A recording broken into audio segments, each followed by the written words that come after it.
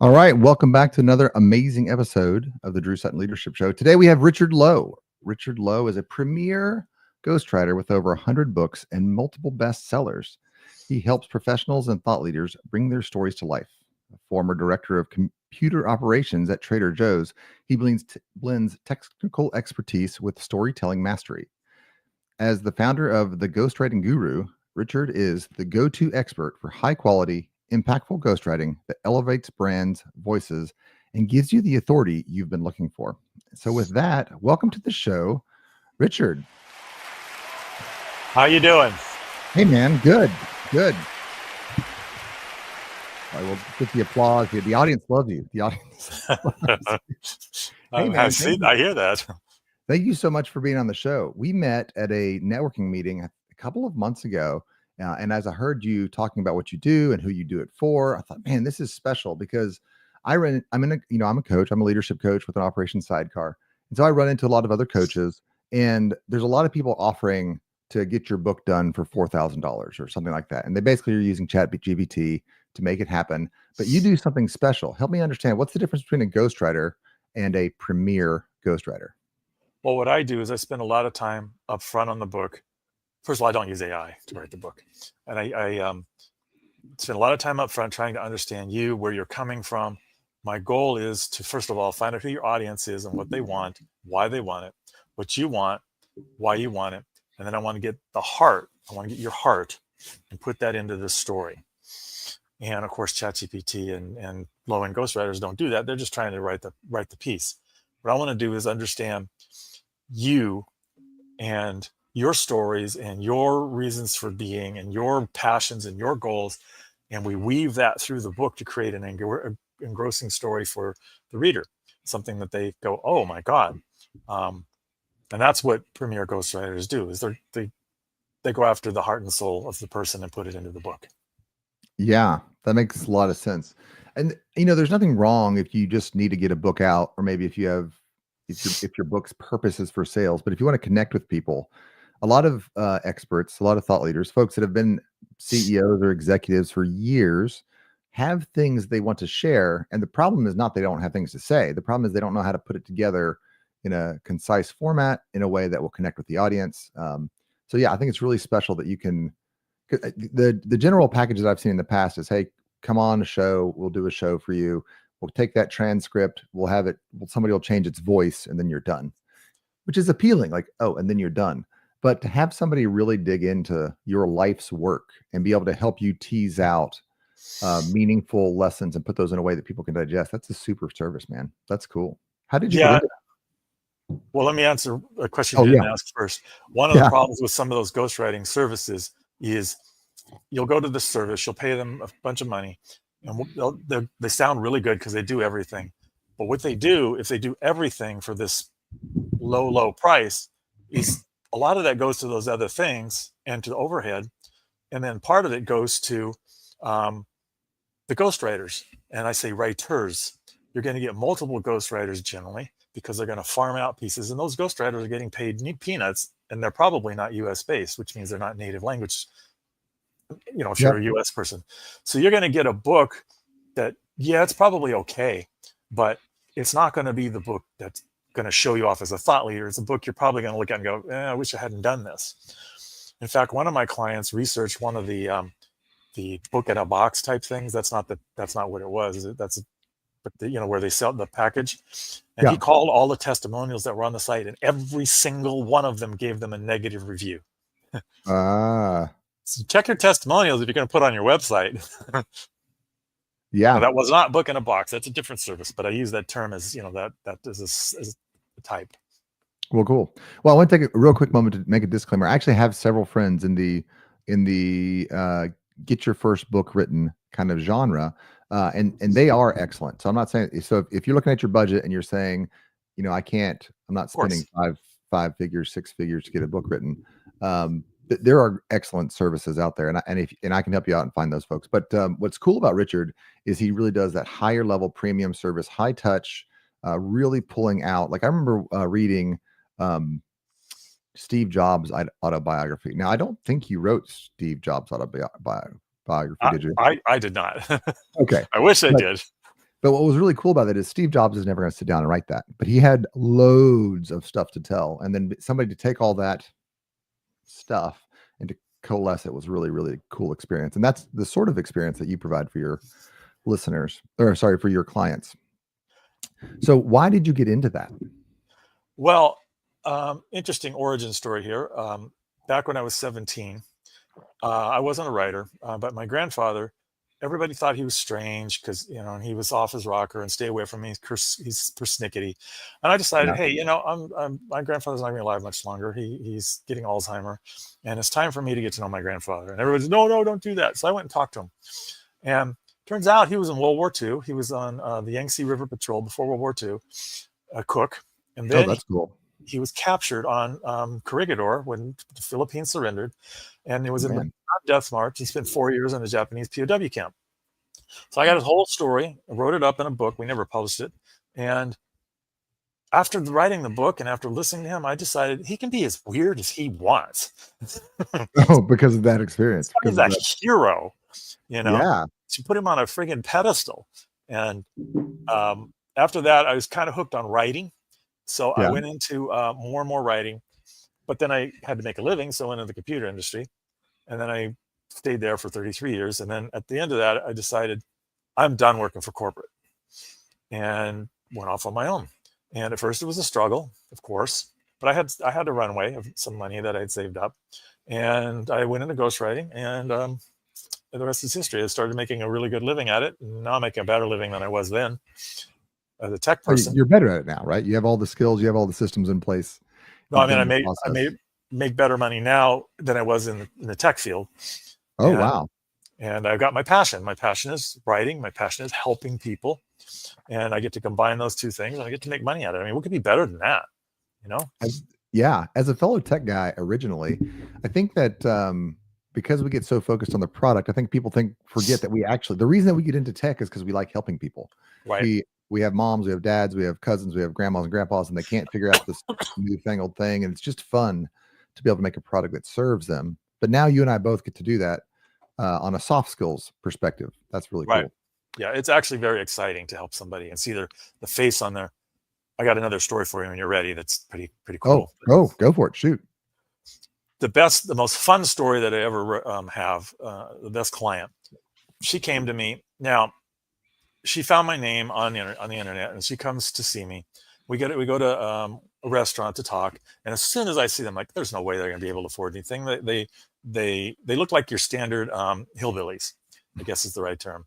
And I think that but she was an older lady, and she used her retirement to write. She wanted to write a book. I said, sure. Okay. I gave her cut rate and everything. And the book was the culmination of her dreams. And she handed me this big, thick stack of paper transcripts and said, I want this to be a novel. And I said, okay. So I hired somebody to transcribe it. And then, because I wasn't going to do that. And then we wrote a book. And the book is called Gators in the Soup, and it's on Amazon. And it's one of the few that I can say.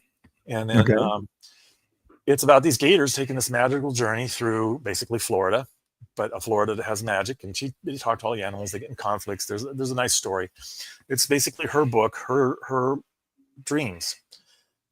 She got that, and the look on her face. Yeah. Still brings tears to my eyes. It was an incredible book for her. I mean, I don't know how it reads normally, but I think it's a good book. And she loved it. Her sister loved it. Even though that book was coming out of the inheritance. and she passed away 3 months later from COVID. But she got her dream before she died, and she got this. She knew she was almost 80 years old, so she knew it was coming. And that is why I do it, is because of that love, that they get the story, the client gets the story, and they get that feeling that they never had before. I've been told by some clients that it's almost like the first time you hold a baby in your hands. And there you go. That's my favorite story. I love that because one of the things that I say down to the bottom of my toes, like we all believe some stuff and we're like, yeah, but push comes to shove, it's okay. No, what I believe to the bottom of my toes, and it's why I do what I do now, is that each of us has a purpose on this world. And if we could mature that and we could live out the mature version of that, the rest of us are going to be so blessed. It's amazing. And when we fail to live up to that full maturity, we fail to realize our full potential. The rest of us suffer just a little bit. And so the end, well, for some folks, it's the end of life. For other folks that have the calling to it, it's the middle of life. To be able to write a story is one of those pieces that allows you to fulfill your purpose. That is a cool calling, man. That is a cool calling. And the cool thing is I'm writing their story. So they're telling me their story, and then I'm interpreting that, making tweaks and changes to it so that it appeals to a reader, and largely taking out some of the fluff and making a story that people will enjoy and get value from, whatever the purpose is.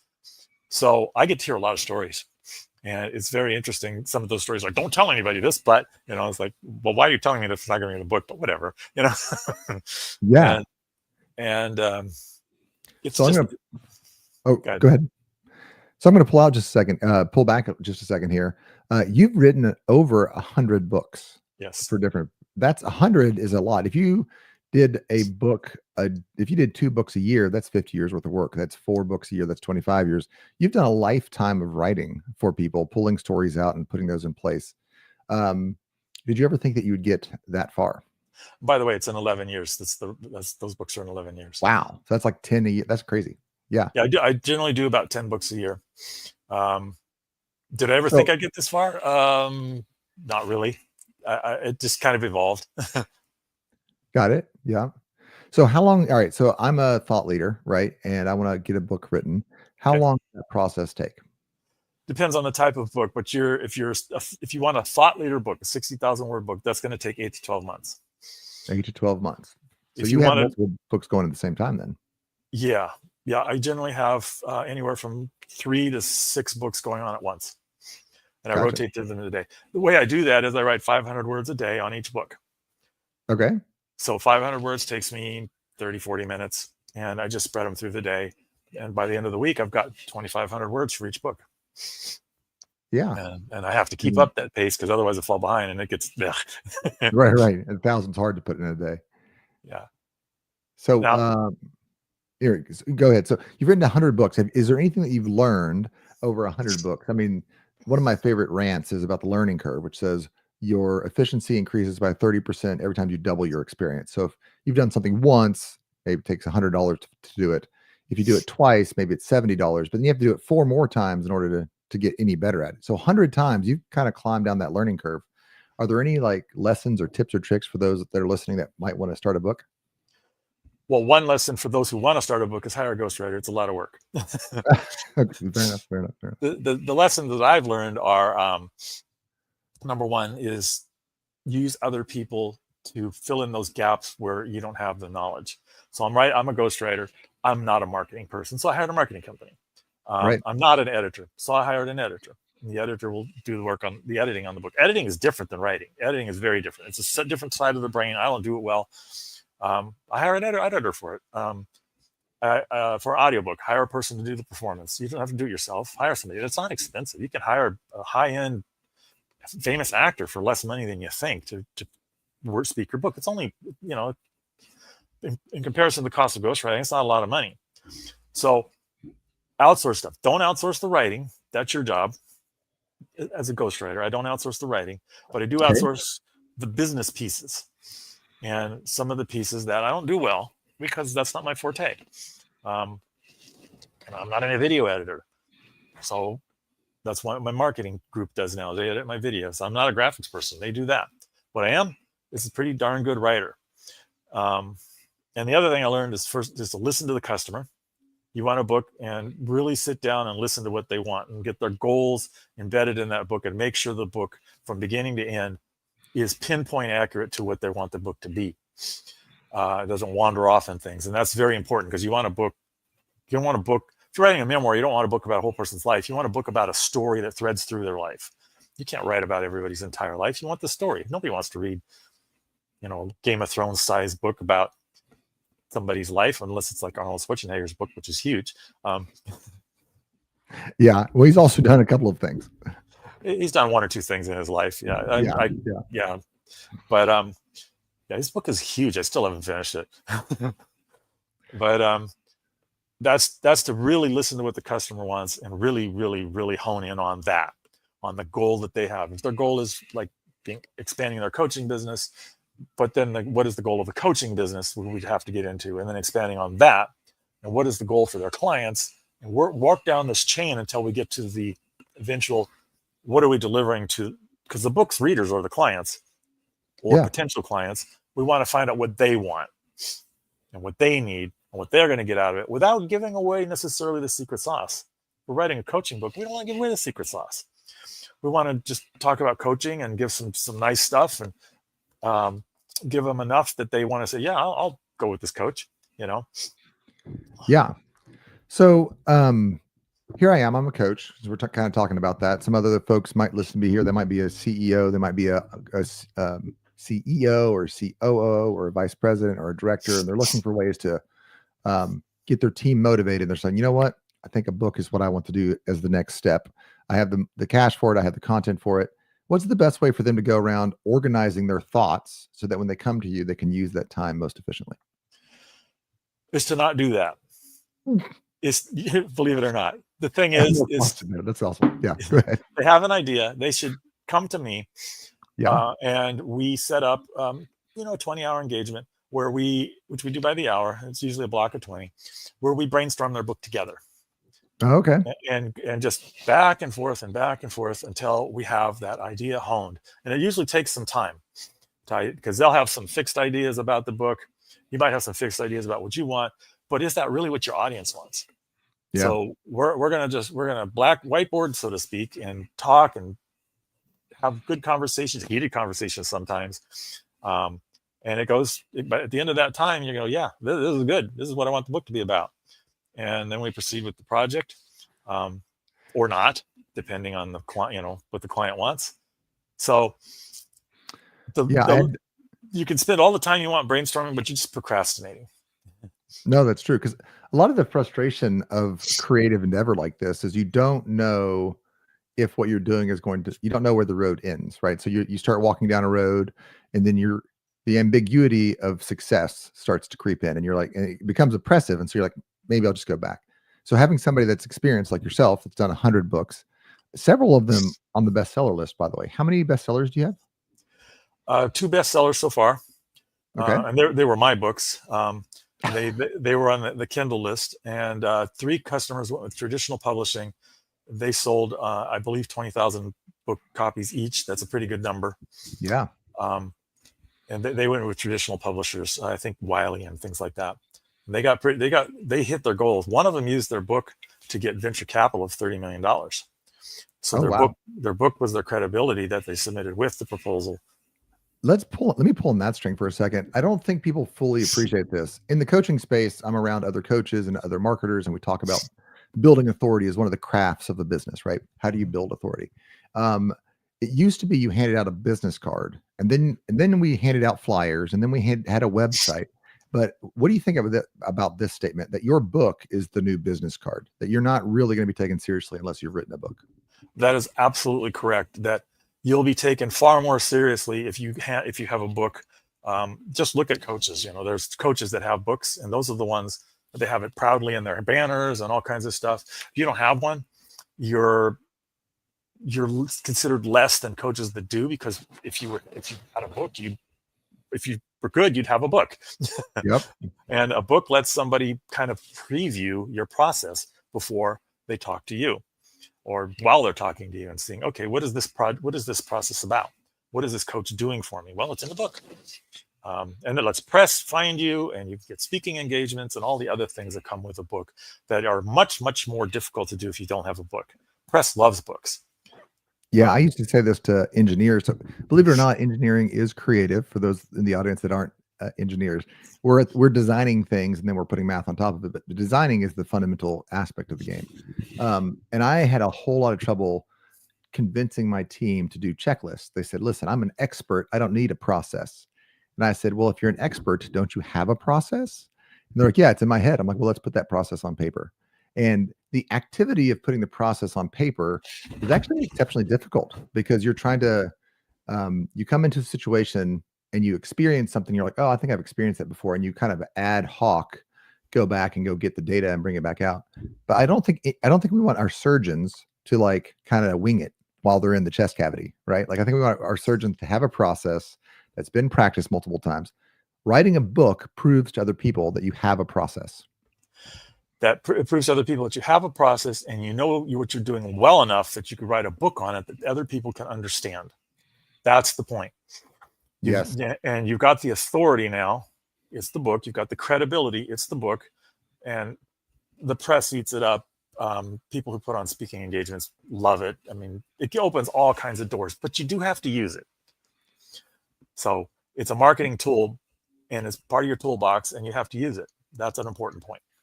Well, so let's talk about that. So I have a magic book now, bling, because I went to, it's ghostwritingguru.com, right? Ghostwritingguru.com. No. It's ghostwriting.guru. Oh, actually, I got this wrong in the green room. This is right. Ghostwriting.guru. And I've signed up and we've had our initial session. I'm like, yes, we want to move forward, which I'm going to just go ahead and tell you all. In prepping for this show, Richard and I have spent quite a bit of time together. And he is just as delightfully quirky and fun and intuitive as you're getting on the show here. He's great to work with. So if you sit down with him, I guarantee you're going to want to work with him. So we get our book structured out and we start moving forward. We get the book back. And now I had this magic little thing. I had this folded piece of paper that says that I know what I'm talking about. What should I do with it? Well, before we're finished with the book, you should start promoting it. So as we're writing the book, we can work on this together as you're writing it. We'll do LinkedIn posts once a week to show your journey of the writing. So you'll name me as maybe your writing coach or your advisor or something. You know, Richard told me this today, and this expanded in this, kind of thing. Or you don't have to. It's up to you. As a ghostwriter, I'm generally anonymous, but sometimes that works very well. So that builds up the buzz. When we release the book, we'll do a pre-release, so it'll be 45 days in advance. The people can start to buy it, and we'll do a book launch party, which can have as many people as you want to go to that. I recommend there's over 1,000 if you can. Spread it over both coast time zones, so 4 hours long. Invite some guests, some high-powered authors, talk, whatever. Give away some gifts. Get people there. Sell the book. Now, once you've got that, you've got some sales and things. Use the book. Use it how? Send it to the press. Send it out to the press. Put it in press releases. Start sending it to the speaker circuit. And you've got a book. Tell them about it. Any place you want to speak, you have to mention you got a book now. Here's the book, and you can send them copies, electronic copies or physical copies. Send it to your clients. Send it to your pre-clients. Put a place on your website where people can buy it. Promote the book. You have to promote the book just like you promote yourself, and use it and use it and use it everywhere, just like you would do any other kind of marketing material. Only this is the foundation of your marketing material. You also pull content from it, and you use it for blogs, and you use it for articles, and you use it for video scripts. And I had one client use it for speeches. Yeah, no, this is what I love. As I started podcasting, and you have your own podcast. What's your podcast real quick so folks can find it? Conversation with Influencers. Conversation with Influencers. Right. And that's on Spotify? That's on YouTube? It's on YouTube. Cool. Well, we will get that posted in the comments here of the show so that you can listen to it and start making that part of your daily digest or your week. I think it's a weekly show, right? It's an ad hoc show as I find influencers. Well, that makes sense. You got to find good guys. That makes sense. One of the things that I discovered as I started doing podcasts is that you can't just do a podcast. It's part of a promotion effort. It is, you write a book. So I've not written a full book yet. I've written, I'm a co-author with some friends. It is a bestseller, but I'm a co-author. My next step is full author, is that you're promoting, right? It becomes part of the conversation. It's an asset that lets people experience you. It's an asset that gives you something to talk about. And it's an asset that shows people, you know what you're talking about. Go ahead. And it's a conversation starter. And it's everybody. So let me ask this, do you know how to tell if there's a pilot at your party? Oh, no. He'll tell you. He'll tell you. And authors can be the same way, but it's also, actually, I just put on a big event. We had 150 folks in a very, very swank hotel in Lexington, all business leaders. like big names like Toyota and Lexmark and other big names were there. And I invited some of my friends. We had some free tickets. I said, hey, why don't you guys come and enjoy it? And they all walked away and they said, I had no idea that you led at this level. We knew you did leadership. I had no idea that people came to listen to you. And so having a book kind of has that effect as well. People are like, oh, wow, you actually know what you're talking about. Exactly. And that's what a book does. You know what you're talking about. You've written it down. It's understandable. It has great stories. It shows you as a person instead of you don't want to be a coach. You want to be a person who's also a coach. Right. Shows your process to a certain extent.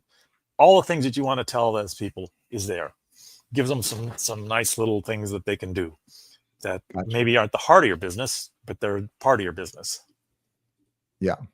Well, all right. I'm going to change topics here real quick. I do John Maxwell Leadership is the package that I have. I can do leadership coaching without John, but John's written like 30 books.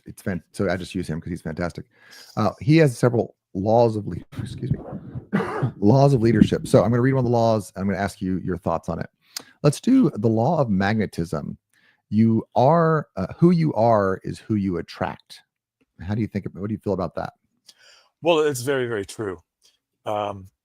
If you're low income person and you're using drugs or something, you're going to attract those kind of people. If you're an alcoholic, you're going to go to bars and you're going to attract those kind of people. I read a great book by Larry Winget. It's called People Are Idiots and I Can Prove It. And it's from the 90s. And one of the things he says is start surrounding yourself with people that are above your level. Oh man, that's good. And so if you want to be a millionaire, start hanging out with millionaires. That's good. And don't stop hanging out with your normal people. Whatever your friend group is, that's fine. Whatever your friends are, but hang out with the millionaires. And I've been doing that and it's been working wonders. So that's so good. One of my favorite versions of that idea I think it's Snoop Dogg. I was watching an interview with him just on Facebook and came across, for the younger audience, Facebook is kind of like a message board, but for us old people. At any rate. So Snoop Dogg is on there and he said, one of the hardest things to do in life is realize that the folks you started with, as you grow, the folks you started with don't come with you. And he said, a lot of people are stopped because they don't want to outgrow their current friend group, like we're ride or die. But the truth of the matter is it's the obligation of your friends to grow with you. Right. So you're not leaving them, they're leaving you. As you're growing, as you're gaining new circles of friends and you're pushing yourself to that higher level, you are not leaving your old friend. You're inviting them to come with you, but not everybody really wants to pay the cost of operating at a higher level. That's correct. In fact, I last year I joined a networking group called Alliances, and it's filled with millionaires, and it's filled with people at a high level. It also has people at a relatively low level, but every week there's 60 people who are of high caliber there, and it's the most interesting networking group. And it's a networking group basically. Yeah. And it's fantastic. I've been meeting lots of new people. I've been getting lots of leads. I've been getting vendors, all kinds of things from it. It's wonderful. When you find a right group that has the right power level of people, you can really achieve some stuff, because it's amazing what comes out of the woodwork. Oh, you need this. I can do that, and then you have to of course turn the tables and do things for other people too. That's part of the game. I have a friend named Daniel Andrews, and I'll introduce you. I think you guys would connect well. His comment to me on networking is this. He said, yeah, let me introduce you to Jim and take you to his office, because I think you guys can work together. And that sentence kind of goes like this. Hey, you and I have enough trust that I'm going to introduce you to you and Jim. And Jim is maybe not at the local coffee networking thing where everybody's there. He's at a select group. Like I have to walk you into his office, or I have to walk you into the group. And then he trusts me enough to give you an appointment to meet with him. Right. And so, as you climb those ladders of success and you're introduced to higher and higher level peoples, they put gates around themselves. I remember, especially coming out of college, being young in my career, I was frustrated by that. But now that I'm more successful and I have more successful clients, I understand we don't have time just to meet anybody. You need folks that have kind of walked through those qualification steps. Yeah. Yeah, exactly. Yeah. And a book can help prove that you've succeeded. A book proves you succeeded, and it helps you pre-qualify people. Yeah. Well, we are kind of running out on time here. So I'm going to give you the floor, just blank slate. If we haven't covered anything, what should we talk about? You got about 2 minutes. What do you want to tell the audience here?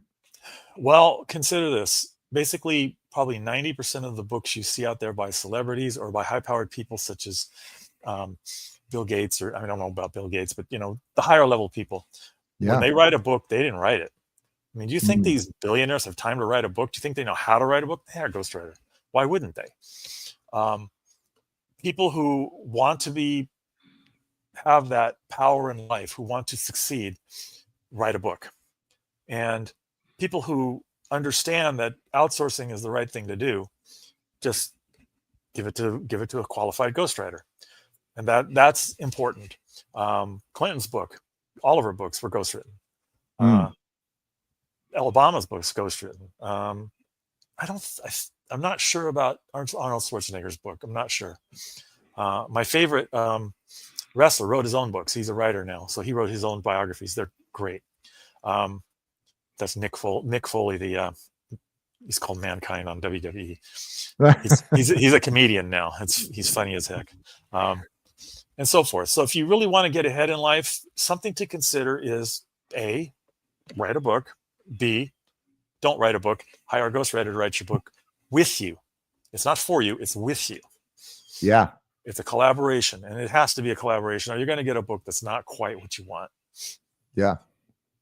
And I can tell you, as I was co-authoring that book, and as I was preparing for even just my most recent, like the big event that I put on, as you write the book, you will clarify in your own mind what your purpose is, what your message is, and who your audience is, right? Every time you sit down there and you're forced to clarify, it'll make you a better person and a clear communicator. And that's what we do when we're writing the book. In fact, a lot of the stuff, I've done several coaching books, is by the time we're done, they have their coaching algorithm or coaching process totally changed. Yeah. It's interesting how that works. I didn't realize that. And there you go. It really helps their advertising and their marketing too, because now they have something to market with. I wanted to pull this thread a little bit earlier when you were talking about it. For those that are thinking about writing a book and you're looking at Richard, again, a premier ghostwriter, which means it's not going to be a $10,000 book. It's going to be a more, there's more value in it because he gives you more value. You're not just buying a book. You're essentially buying a 6-month marketing campaign because you're going to be posting stuff on LinkedIn. You're going to be having book launches, and he's going to be able to help walk you through that or connect you with the folks that can walk you through that. I just want to open up your mind as you're thinking about the budget. Where is this budget going to come from? Does it have to come from an inheritance? Does it have to come out of the 401k? Where you find the money, if you find the value, if you're committed to that next level, you're going to find the money, and that's on you, right? You got to take action and you got to do the things that are valuable. But I also want you to see the value that writing a book has for you. One, you now have a book that's going to skyrocket your authority. 2, you have a book, and that book is going to allow other people to understand you. They can pre-read you, right? They can kind of qualify you. Like, oh, he wrote a book. I read his book. I liked his book. I want him to speak on his book. All of those things are valuable. But even more than that, you are going to have a tailored 6-month, 3 to 6 months, depending on how long your book takes, media campaign that is super interesting for people to watch, your fan base to get excited about you. That is a great reason to work with somebody, a premier ghostwriter like Richard here. Yes.